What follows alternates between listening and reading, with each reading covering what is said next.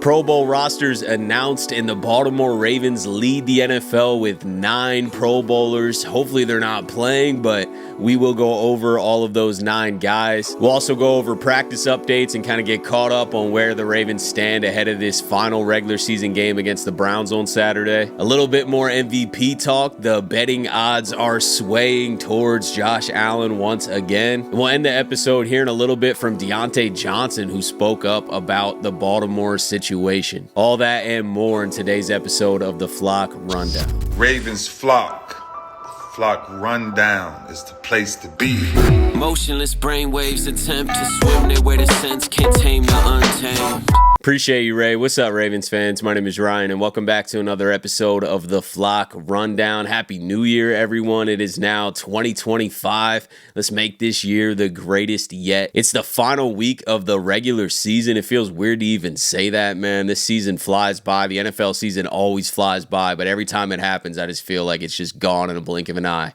And next week, literally next weekend, we'll be playing a playoff game. The stakes are high. We got a division to win on Saturday, and then it's playoffs, win or go home. And hopefully we go on a magical run to New Orleans and win another Super Bowl. So let's dive into today's episode. We'll start with the Pro Bowlers. They announced the Pro Bowl rosters today, and the Ravens lead the way with 9 Pro Bowlers. The Lions are second with 7, but the Ravens by far have the most Pro Bowlers. Lamar Jackson, obviously, Derrick Henry, Patrick Ricard, Zay Flowers, Tyler Linderbaum, Roquan Smith, Nnamdi Madubuike, Marlon Humphrey, and Kyle Hamilton. Shout out to Zay Flowers. This is his first Pro Bowl. This is the first Pro Bowl by a Ravens wide receiver that they drafted that actually plays wide receiver and not special teams. Devin Duvernay, I think, made it as a kick returner, but this is the first true Pro Bowler that the Ravens have ever had at wide receiver, which is an accomplishment, I guess. You know, obviously it's not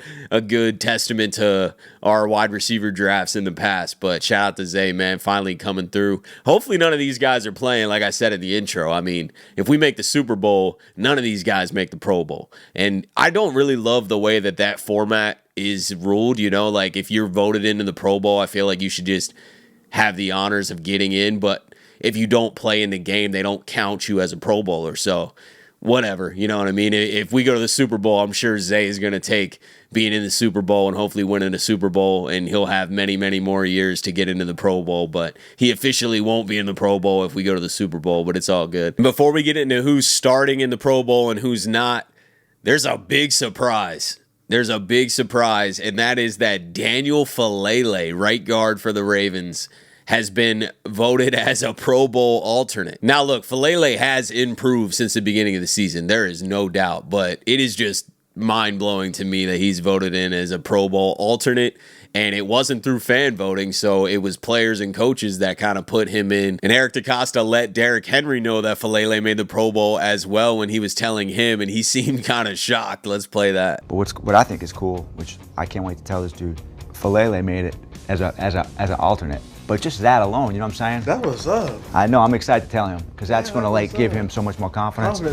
I'm shocked too, man. And it's literally no hate on Faalele. Like, I'm not saying that he's an awful football player or anything, or doesn't even deserve it. I mean, shout out to Faalele for getting to be a Pro Bowl alternate. I hope that does give him confidence and launch him into the stratosphere and he becomes a much better player. I'm just saying that he's not the most consistent guard, you know, especially for his size. I feel like he should be dominant. And he's not quite there. I don't know if he will be there. I don't know if he's the Ravens' future guard or not. But he has improved this season. The whole offensive line has improved as this season has went on, which is what we've talked about a lot earlier in the season. I mean, it was bad. Like, this offensive line was really hurting us, along with Tucker missing field goals, along with the pass defense. There were a lot of problems with this team earlier in this season that were fair to criticize and point out. And we've improved in almost every single one of those areas as the season went on. So there's really nothing else you can ask for. I mean, the team is playing their best ball right now, and that includes Daniel Faalele. So congrats, man. Let's go over which Pro Bowlers are actually starting. So at quarterback, Lamar Jackson is not starting. They got Josh Allen as the starter. And then at wide receivers, Zay Flowers is not starting either. They have Jamar Chase and Jerry Jeudy starting. Derrick Henry is the starting running back for the AFC, and Patrick Ricard is the starting fullback for the AFC, so that's pretty sick. Tyler Linderbaum is not starting at center. They got Creed Humphrey from KC. And then on defense, Nnamdi Madubuike is not starting. They got Cam Hayward and Chris Jones ahead of him, which I understand that. Roquan Smith is starting at middle linebacker. Marlon Humphrey is not starting at corner. They're going with Pat Surtain and Derek Stingley Jr. And then Kyle Hamilton is starting at strong safety. Let's shift gears to the game on Saturday and give some practice updates. So pretty much everybody should be playing except Justice Hill. Nelson Aguilar came back to practice this week. Charlie Kohler came back to practice this week. I'm not sure if he will be playing yet. He has a 3-week window to come off IR, so we'll see how that plays out, but he is practicing in full, which is amazing. He'll definitely be back for the playoffs. Rasheen Ali is back. Jalen Armour-Davis returned in a limited fashion from that hamstring. Nnamdi Madubuike was sick. Patrick McCary was sick, and Ronnie Stanley was sick, and they were missing some practices this week, but they all have returned, and the only player that is not at practice is Justice Hill. So pretty healthy heading into this game, and that's amazing at the end of this season, this late in the season. I feel like that late bye week actually helped us so much, man. Imagine if we would have had like a week 5 bye week or something, and we were just banged up all the way down the stretch. I think that week 14 bye week, is weird as it was and, you know, abnormal because it's so late in the season. I feel like that really helped us reset and launch into this playoff run that we're about to go on. Now let's shift to some MVP talk. Lamar Jackson versus Josh Allen. I know Saquon Barkley is slightly in that conversation too, and I don't want to discredit what he did this year. 2,000 yards is insane, but he's not going to win MVP. I mean, it goes to quarterbacks almost every single time, and Barkley's sitting this week. Lamar and Josh Allen are not sitting. I'm sure they'll sit Josh Allen quicker than they would Lamar because the Bills aren't playing for anything. The Ravens obviously got to go win a division, so Lamar Jackson's not sitting until the Ravens have won that Browns game. So the MVP race is really Lamar Jackson and Josh Allen. We've been talking about it for weeks now. I've shown a million stats that show Lamar Jackson is leaps and bounds better than Josh Allen this year, but the betting odds have swayed in Allen's favor pretty heavily. Not as bad as it was, but minus 300 for Josh Allen on most betting sites. And I don't want to say that the MVP is decided by betting sites, but Vegas kind of knows, especially when the MVP is going to be voted on in 5 days, you know, a couple days after this regular season ends, they vote. So if Vegas has the odds this swayed right now, I just feel like they kind of know that Josh Allen's going to win. And I think the betting odds also sway the minds of voters. You know, it's safer to go with the favorite. And you don't really stick your neck out on a limb and have to defend your case. It shouldn't be this way, by the way. I'm not defending that is the best way to vote. I think that's a terrible way to vote. I think everybody should do their own research, watch the games, especially watch the games, watch all of Lamar Jackson and Josh Allen's games and come to a decision. I think that's the best way to do it. Josh Allen really only has 2 big wins. Their schedule has been a lot easier than Baltimore. Baltimore has beat the entire AFC playoff field besides Kansas City by a toe. And I just feel like Lamar Jackson, with all the stats, with winning another AFC North, with beating Josh Allen 35-10. This is Lamar Jackson's MVP, man, but I just feel like he's not going to get it. I don't think it's going to be unanimous for either side, nor should it be. I'm not saying Lamar Jackson should get every single vote like he did in 2019. So I do think it'll be a mixture of votes, but I just feel like they're going to give it to Allen, man. Everything I hear, everything I see, the betting odds, it just seems like it's going to Allen. I don't understand it. And I'm not discrediting Josh Allen, too. I think he's having an incredible season, but it's not a Lamar Jackson season. This season is an all-time season. If he has a 135 passer rating against the Browns on Saturday, he will set the all-time passer rating in NFL history. This is Lamar's basically having the best quarterback season ever, and that's just hard not to give the MVP to. So I'm going to stick my neck out and keep saying that Lamar deserves this, but the narrative and the odds have me feeling like he might not get it.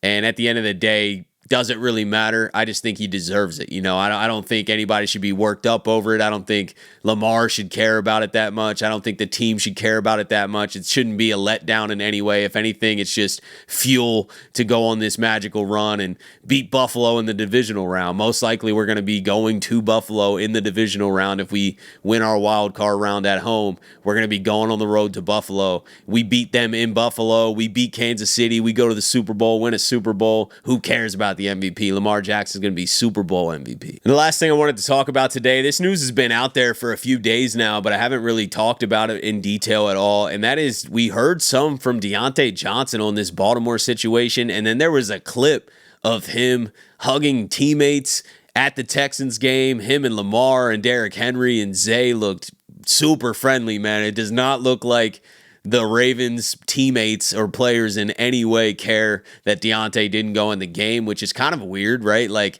you didn't get that reaction from San Francisco when their linebacker refused to go in the game. The teammates shunned him.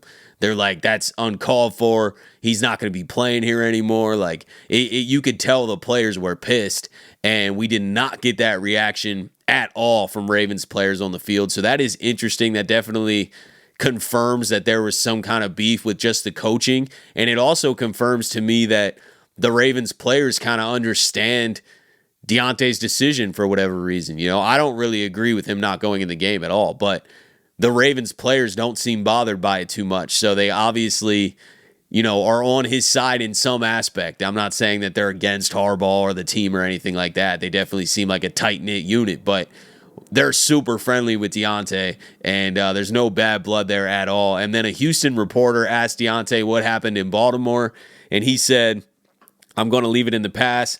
Fresh start here. I had a good time there. I got some good teammates over there. Those relationships are still going to be there. I'm trying to win games and go far in the playoffs. And then he was asked what he's noticed with the Texans, and he says, team first.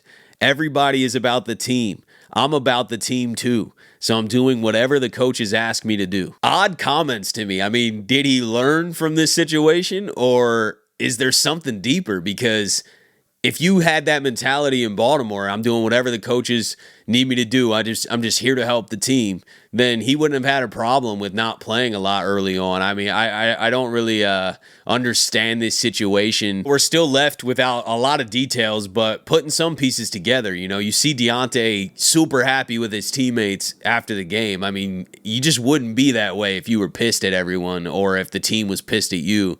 And the fact that he's saying the Texans are team first and I'm just here to do whatever the coaches ask me to do. He could just be being politically correct too. Like, behind the scenes, he could have a whole different attitude, because there were multiple interviews in Baltimore where he was just like, I'm here to help the team and do whatever they ask me to do. And then, his role wasn't big enough, and we asked him to go in the game, and he said, nah.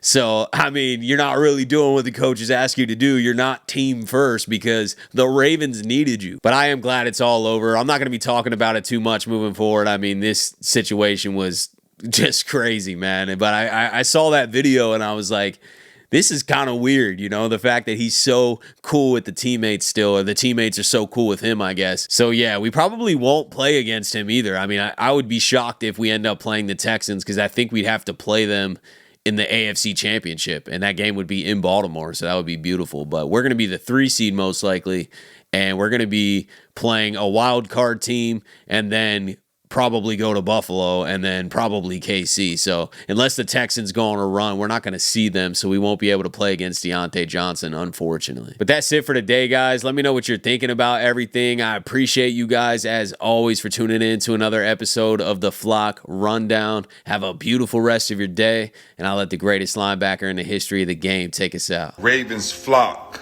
The Flock Rundown is the place to be. My man Ryan has been a lifelong Ravens fan since he was born.